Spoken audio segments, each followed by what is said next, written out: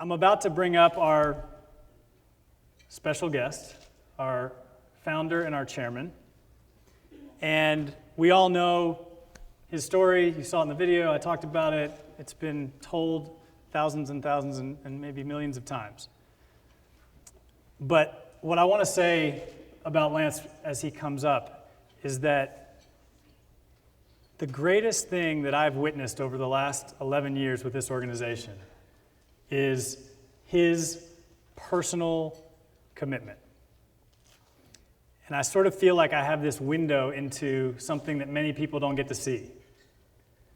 And what they don't get to see is the daily phone calls and the emails and the videos and the speeches and the travel and the time and energy that he puts into furthering our mission and helping to lead it.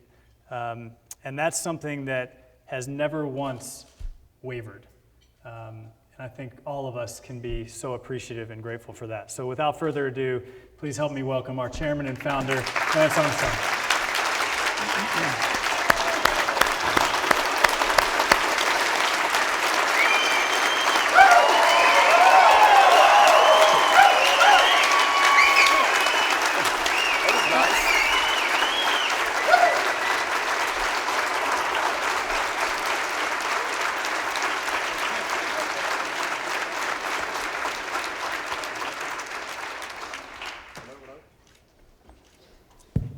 Oh, it works. Okay, cool.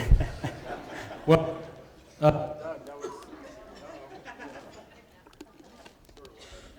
sort of worked. I can talk really loud. So let me see. We'll get another one. Allison's bringing you one right now. We're off to a good start. Thank you. How's this? Does this one doesn't work that great either, right? Come on in. We're one big family. Get in here. Now that works. Okay, thank you. You turned it up. The volume. Well, thank you all for being here. I don't know how many people read my tweets, but I threw out a little fake tweet there about 10 minutes ago, and I saw McGinty fell for it. What was it? I said, I'd like to thank all our amazing friends and partners for being here for the LiveStrong Assembly, blah, blah, blah. McGinty fell. Fatty, I think you fell for it. He texted me right after that, so congratulations, guys. Should know better. But seriously, thank you all for being here. I fully understand that it takes a certain amount of effort and commitment, obviously, to do the work on a daily basis, make it your passion, but also to travel down here to Austin. We don't take that for granted. So from all of us at the foundation, we really appreciate it. And I know that we speak not just on behalf of ourselves, but we speak on behalf of millions of people around, not just the country, but around the world. As Doug touched on, and Doug, that was way too nice. That was checks in the mail kind of thing. It has been, as you all can probably understand, it's been a rough couple years. I know it's not necessarily a sunny day outside, but you got to realize that now every day the skies are blue. And for myself, for my friends and my family, for this organization, for the staff, for all of you, we all lived through this together. And whether it was people questioning sporting performance, which they did, which they've done for a long time, or whether it was people questioning our work, my work, Doug's work, your passion. People questioned that. But we never blinked. We never backed down. We never ran, whether it was myself or whether it was Doug, whether it was Matt McGinty, whether it was Jerry Kelly, whether it was Fatty, whether it was Chris Brewer, whether all the people that you think of that really embody this movement.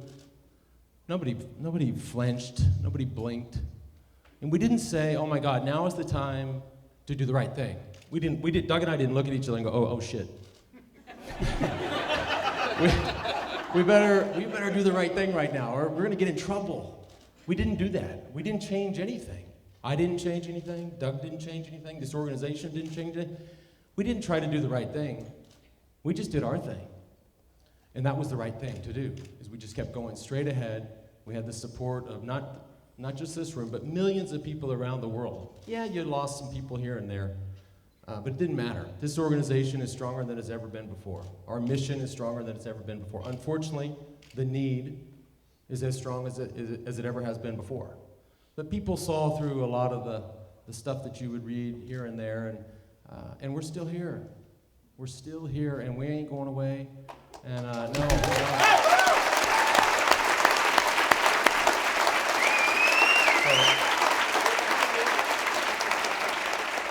Just when you walk out of here today, it may be, you may be walking the wrong direction, you may have a little headwind, and it may be cloudy, but just realize that the skies are blue and it's just tailwind from now on. And we need to get about our business of doing our thing.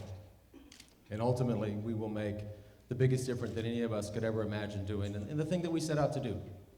The thing that we thought, we even thought, so probably foolishly thought 15 years ago, we're gonna start this little organization and we're gonna fix the whole damn thing.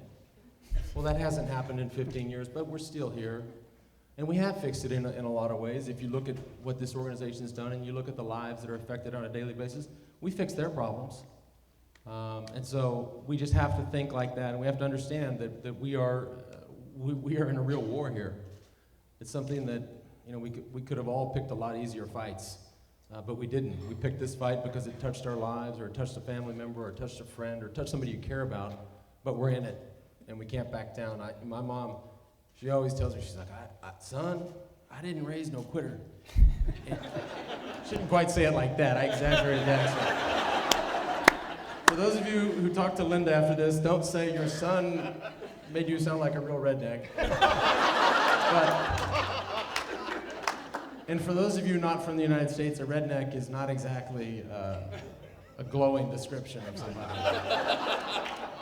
But she's right. She didn't raise a quitter, so here we are. And again, from myself, from my friends and my family, from this entire organization, we love you. We can't thank you enough for the support, and we can't thank you enough for being here. So thank you very much.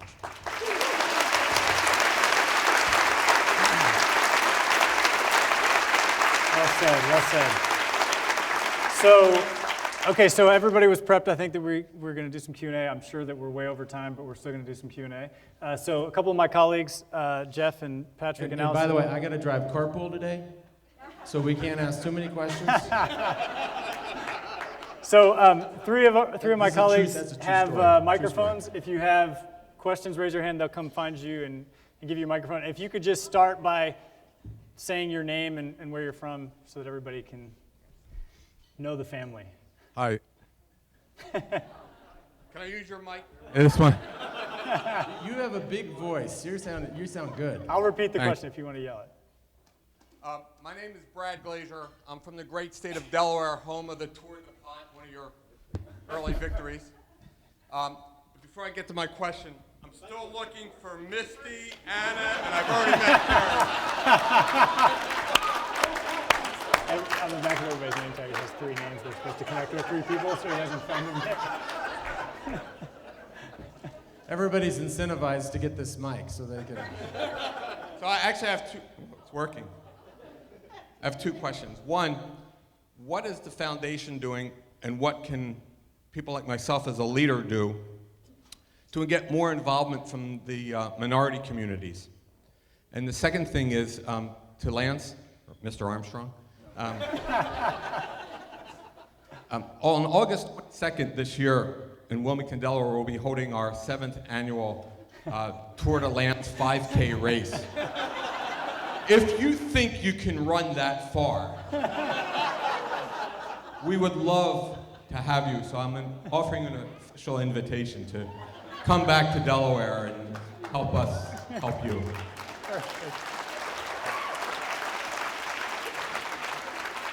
The great state of Delaware. Let me just say one thing. I mentioned that regardless of what was written here or there, it's good to see that some people have not read the press. I can run 5K.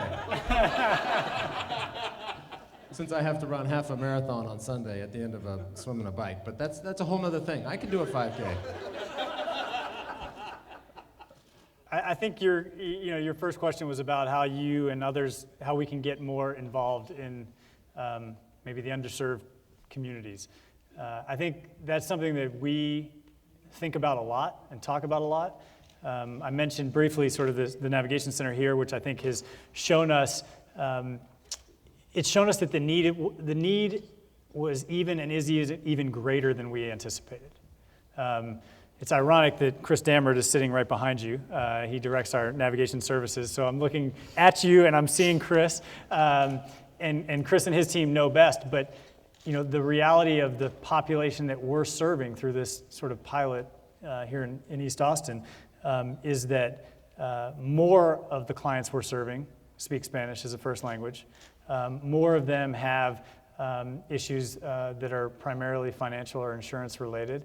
And so we are seeing firsthand every day that the need is greater than we thought. So I don't have a specific answer for you today on what you can do, but I think it's sort of all of our responsibilities to figure this out. Because cancer is hard enough if you have, as we all know, if you have resources and you're highly educated and you live near a great cancer center, it's still so hard. So imagine those who don't have access to the things that many of us in this room do or would have. And that's got to be front and center going forward for us. Jeff in the back. Hi, I'm Tracy Landstrom, and I'm from Camp Kesem at UCLA. And my question, I'm a registered voter in California, and a political science That's major. one vote, maybe. So, but my question is, where's the money going to go from the dollar raise in each pack of cigarettes, and also why California? Want me to take that one? We can share that one, but you know more specifically on the. Sure. This has been attempted before. It's actually happened before in California, and they've attempted to do it again several times and lost primarily because of Big Tobacco's investment. And this one just seems, and Doug can be more specific on why it's different than the other previous initiatives or the previous years. I think first of all, this is a $1 increase, which compares to, I think was the last one, $2.60. So much more difficult to get people to agree to that. This does not, they're going to tell, Big Tobacco is going to tell you Californians that you can't trust your state. What are they going to do? Just like you're asking, fair question, but they're not going to ask the question. They're just going to tell you, you're going to trust these guys with $800 million a year? There's no telling what they're going to do with that money. They actually modeled Prop 29 after Prop 15, which we did here in Texas 3 or 4 years ago, and it's pretty strict in terms of the control of the disbursement of the money and the oversight, the committee that's put in place. It eliminates self-interest within the state, which is obviously a key target and idea. The other thing too about California, why California? I mean, no offense to anybody from, well, never mind. Because I've made that mistake before. I won't say what state I use, but you have tremendous infrastructure there. I mean, with the UC system and all of the great hospitals and universities and schools and doctors and the research that's already going on there, it's the place to do it first. And I say first because ideally there's another place, whether it's Pennsylvania, whether it's New York, whether it's Ohio. There's other places that this can be done. And lastly, the thing that they're also going to tell you is we don't want any more taxes. But the fact of the matter is California now ranks 33rd nationally in terms of tobacco tax. With a $1 increase, it takes them to 15th. So it's not, it's not, you know where we stand. So That was good. And I would just add one thing. The beauty of this is that not only does it generate this money where 60% of the money has to go to research, 20% has to go to prevention, 15 and smoking cessation, 15% to facilities so they can build cancer centers and research entities. But the beauty of this is that dollar amount raised goes down by 3% every year because less packs of cigarettes are sold. And so not only does it raise the money, but it actually helps solve the problem in the long run. Now, before we let her off the hook, because I got to spend some time with the Camp Kesem crew this morning, of which there are many, and then I came upstairs and I was asked by one of my colleagues, what is your camp name? And nobody gave me a camp name when I was down there with all of you. So I think you guys should start tweeting Lance a new camp name because he doesn't have one either, I'm assuming. And wherever Jordan is, Jordan has one. Yeah. So, all right, Patrick. But just the one thing I want to say too, just right back to Prop 29 is, it's for those of you who are wondering, it's polling amazingly well right now. I mean, I think the latest we saw or heard was that it's polling at about 68% approval. So, as you know, we only need 1 point above 50 to win. But the other thing too is when this initiative's failed in the past, this was before, and I think we're very proud, obviously we're very proud of our involvement. We're very appreciative of people like Mayor Bloomberg, who's been very supportive of this. When they tried it in the past, this was before LiveStrong was involved. And I look at things this way. This was before we were involved. This was before Twitter and Facebook. This was before our ability to mobilize an enormous, thousands and thousands, if not millions of people around the world to think about one issue. And so we hope to rely on those things to combat. It's truly a Davy and Goliath thing. I mean, Big Tobacco will spend literally whatever it takes to defeat the measure. But you know, we look at those things and say, okay, bring it on. And we'll bring our people, you bring your people. We're doing the right thing. I mean, as I just said 15 minutes ago, we're doing our thing, and we think it's the right thing. And so June 5th, we'll know. It could be a transformational moment in the cancer fight.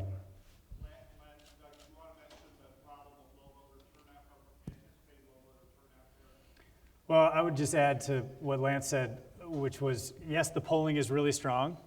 It's actually stronger than we thought at this point, but it's not that far off from where the polling was in 2006 before the tobacco industry starts running ads. So they will make up some of that difference. We have a board member who's very involved in political campaigns over the years, and he always says, you know, it doesn't matter what the poll says, you gotta run the campaign like you're 30 points down. So we can't be complacent, but because it's on the June ballot, you know, there will be low voter turnout, as Dr. Nichols mentioned. So we really have to work to get people to actually go vote for this, because unfortunately there'll be a lot of people who just won't vote because there's nothing on the ballot necessarily that's driving them there. If it was in November, it might be different in terms of the turnout, but since it's June, it'll definitely be low. Hi. That's loud. I'm Shannon from the Love, Hope, Strength Foundation out of Denver. And first I want to say thank you. It's events like this that do change the world. In Ireland, Lance, I apologize about spilling a Guinness on you. In Ireland, that meeting, the summit that you had from a global standpoint, literally changed the world. There's people in this room like Johnny Immerman and Melissa and Joe that, you know, we've all gotten together because of events just like this and events in Ireland, and great things have happened. We were able to open up the very first children's cancer center in Tanzania because of that event. So I want to say thank you, and I also want to say or ask you, from a global standpoint, expanding upon how do we reach more of a minority basis here in the United States, what do we as an organization, how can we get more involved in the LiveStrong community on a global level? You know, our foundation's mission is global. We want to do more global. We don't want to be out there doing it rogue. We want to do it as a team and as a united front. So are there going to be more events like the Ireland event, or is there a team that we can work with here in the United States through LiveStrong to do more projects globally? You want me to take that? So the answer is yes, yes, and yes. We are very committed to doing the work internationally that we need to do. I think that it's sort of a cliche, right? But it's a big world. And over the last few years, as we've dipped our toe in and then sort of expanded our international efforts, we've started to learn a lot. And I think we're at a point now where we're trying to really figure out what that means. So are we going to do a lot of work regionally, internationally? Are we going to do sort of global work like we did in Dublin? What are the next steps? And some of the next steps are these sort of pilot projects. So pilot project in Haiti or Rwanda or Malawi or Mexico or South Africa, and really try to figure out what works and then go to partners and say, look, we think this works. Can we work together on that going forward? We do have a team at the organization that would love to talk to you about sort of international expansion.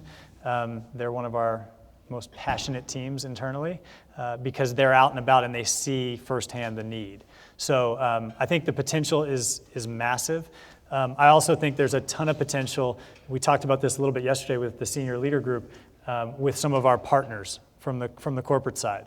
So as an example, Nike, we've started to work much more closely with them as we expand internationally.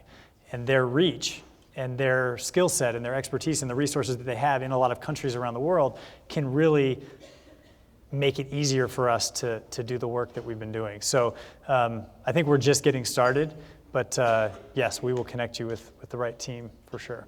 Thank you. Where are we going? Jeff. Promotoras. Thank you. Yes, I'm a promotoras from far away, from Croatia and from Italy. My name is Diana Ivankovic, and I'm a professor in a small university in South Carolina. I started a new cancer research center for undergraduate students in Anderson University. I have a question, and by the way, you're my husband's big hero. He's a cyclist. And you are my hero because I'm a cancer survivor. I wanted to ask you,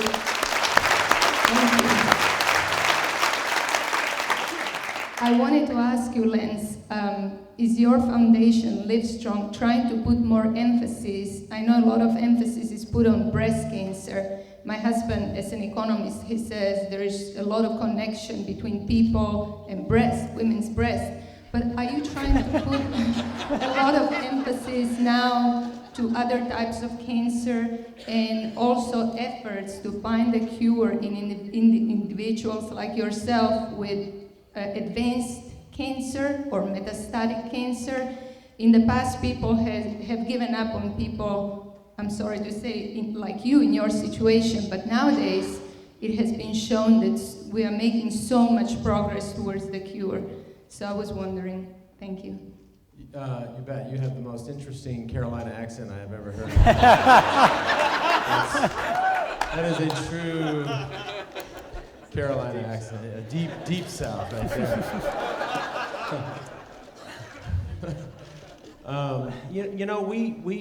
I think the beauty of, at least to me and perhaps to many in this room, the beauty of this organization is that I suppose early on we focused specifically on the disease that touched my life and nearly took my life.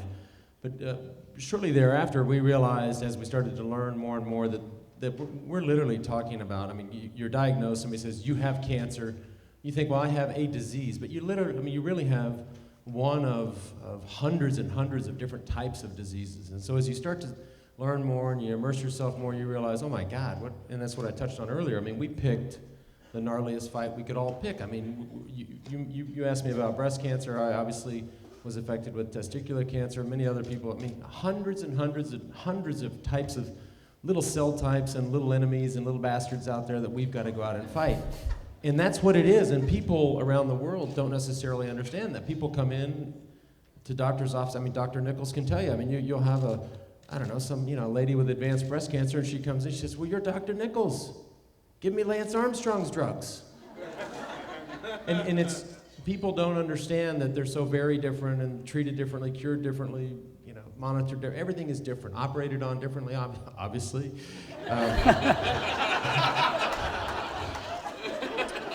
But we've tried to be, and the last question, which is the thing that struck me with your question, was you said, I don't want to be a rogue, or we don't want to be a rogue entity here, we want to be a part of a team. And we've always viewed this, and we've even used it in some of the materials, we put it on some jerseys. I mean, we really want to unify these movements. And let's face it, the nonprofit world, just like any other part of the world, whether it's business or sports, is competitive.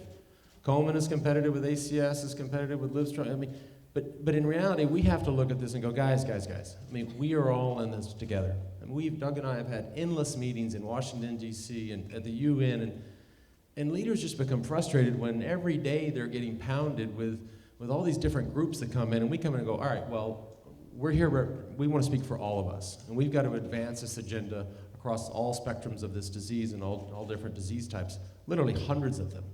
And it's our belief that that's the way we will ultimately get to the place where we all want to be. And sure, there are diseases. that get more attention, breast cancer being one of them. I mean, the breast cancer movement, this pink army that was created 20 years ago is amazing. I mean, in a lot of ways, we look up to that. We modeled ourselves after that. We thought if we could have that type of army, that type of movement, we'd get somewhere. And you can't do anything but be in awe of that, starting many, many years ago. But I think we've gotten to a place where we can speak for the disease, and we can speak for all of our partners. They all come here. It's amazing. I mean, every quarter we have meetings with American Cancer Society. These guys come in and they say to us, literally, and I quote, "We just want to be more like Livestrong." This is a $1 billion a year organization that says, "I just want to be like you guys." And so we take a lot of pride in that, and knowing that hopefully we speak for all of us, and hopefully we are advancing the ball on all disease fronts.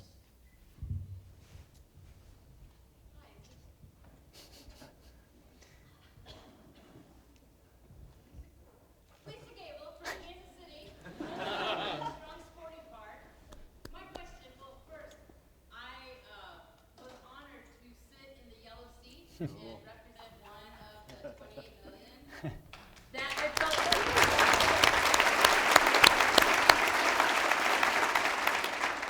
So my question is, do you anticipate in the future, do you foresee creating a similar partnership with other places like the LIVESTRONG Sporting Park and with a sporting organization like the soccer team Sporting Kansas City?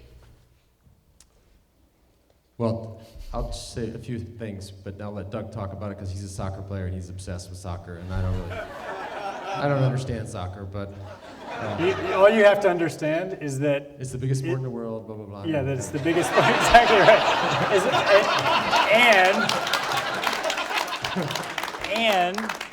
And that Sporting Kansas City is undefeated and in first place, and they have rarely, if ever, lost a few times at LIVESTRONG Park. So, But the thing that, that's true.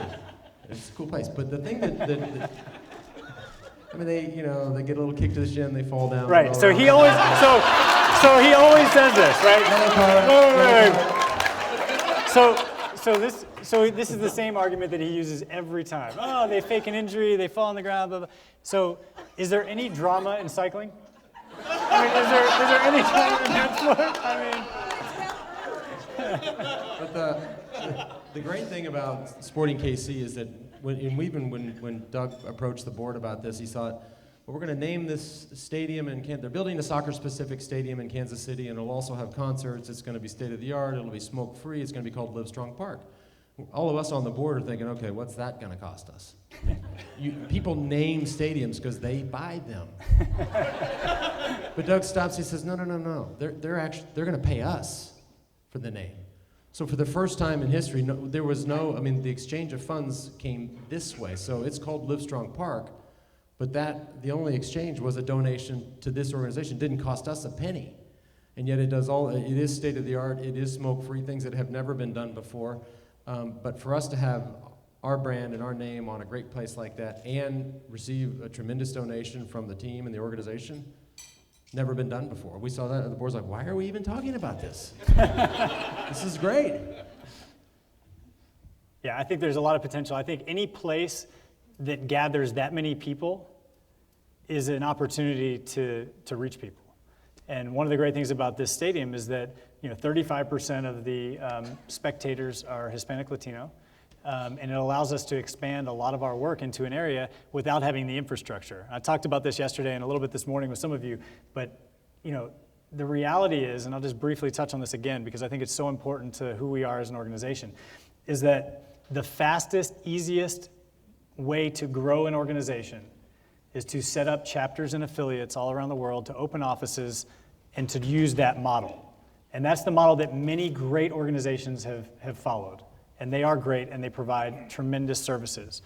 But when I get together with my sort of peers from other organizations all across the country, big organizations, they all come over, literally one after another, and they literally say, and this is the head of the American Heart Association, American Cancer Society, diabetes, everybody. They come over one by one, and they say, whatever you do not do what we did. Do not set up this infrastructure. Do not have the overhead and the offices and all of that. And so the reason I bring this up is that we're trying to do something in a different model. And the stadium in Kansas City is an example of something that gives us this foothold in an area and this opportunity in a city, in a region, without having to spend money to open an office or hire resources and things like that. So I think there's a lot of potential for other venues that have tons of people. It doesn't have to be sports, could be other sort of types of places. You know, Jerry Jones, he couldn't find a naming sponsor for the stadium. The new Texas Stadium still has no brand on it. So, anybody want to call Jerry for us? I mean, Jerry will? I don't think he's going to take your call. He's not taking my calls. All right, is this the last one? 2 more? 1 more? Okay, 1 more and then one over there. All right, Patrick. Patrick's the biggest soccer fan in the world, by the way. Hello, can you hear me, sir? Yeah. Yeah. Sir, thank you very much for bringing me from Pakistan. It's a great honor to meet you. I joined LAF 6 years back in 2006, and I received a letter with your signature saying that whatever you're going to do in your process of actually telling the people about cancer in Pakistan, we support you in that. And I have the letter with me till now. So it's quite inspiring, and I'm amazed with the kind of culture the American people have. Out there in Pakistan, we got some other perspective, but I'm amazed, and thank you very much all that how you received me here as well. It's been amazing. Sir, I have one question for you, Mr. Armstrong, that we hear the great story of you passing through that cancer, but what is one thing which you used to tell yourself while going through that chemotherapy that made you survive and you know, be a great athlete you are? Thank you. Oh, you know, at the time, I didn't, I wasn't, and Craig was right there beside me, but I wasn't so much focused on the sports side at the time. And I mean, it was obviously the job that I had before, and it was certainly a job that I was willing to take again if I was given the possibility. But, you know, there were plenty of days where it wasn't a question of whether or not I raced again or whether or not I won the tour or whether or not, it was just a question of whether or not you lived or died. And I was 25 years old. I was not married. I did not have children. I didn't, you know, didn't have all the things that life seems to have provided now. And I wanted all those things. And that's, you know, I don't think there was ever any one thing where, I mean, I was a competitor. Of course, I was a competitor before I was diagnosed, and I used sports analogies when I was sick. So whenever I would, you know, stare at a chest X-ray, and I realized that that the lung mets were shrinking and shrinking, I thought, it was as if I was looking at a virtual scoreboard. And early on, I had 0 points, and they had, you know, they had, if we use football, American football, they had, you know. It's such a small sport. No, you know what? No. I don't actually, you know what? I don't know how they score cricket, but you're from Pakistan, so you probably like cricket.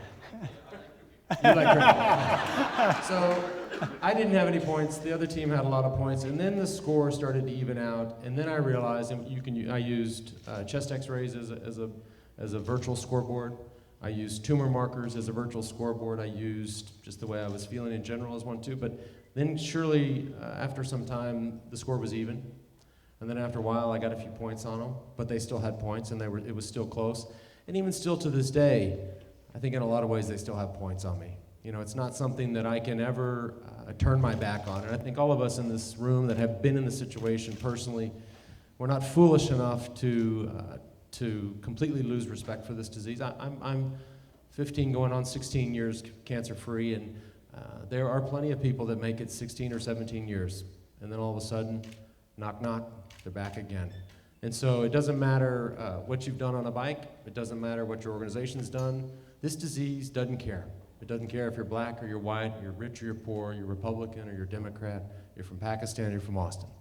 It doesn't care. And so I know that. I'm not dumb enough to think that that I'm out of this forever. I don't live in fear, but I live with respect. And I know that any day, this bastard, as I call it sometimes, can come back on me, and I'll be back in a room with Craig Nichols again, and I don't ever want to be there. And I tell people all the time that diagnosis, the treatment, you know, and the subsequent recovery was the greatest thing that ever happened to me. It really was. It changed my life forever, but I don't want to do it again. I want to be done with that. So those were all sort of my motivations and thoughts along the way. So we are way over time, but I want to thank Lance again. Those of you, I'm sure most of you know, but he is now racing triathlons, and this Sunday is doing a half Ironman down south in Galveston, Texas, which he's been training hard for. So We had, Doug and I talked earlier, and he said, yeah, I'm going to come out and do some Q&A. I said, is there chairs on the stage? And he said, no. And I said, dude. I thought he could stand for 15 minutes. I didn't realize that he could. I know how these things work. They never go 15 minutes. I said, I have to race this weekend. I have to stay off the feet. I said, get some chairs up there. So that's why the old man is sitting down and resting his legs.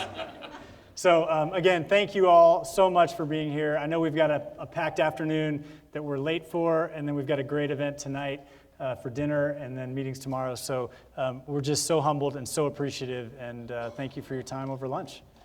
Thank you all.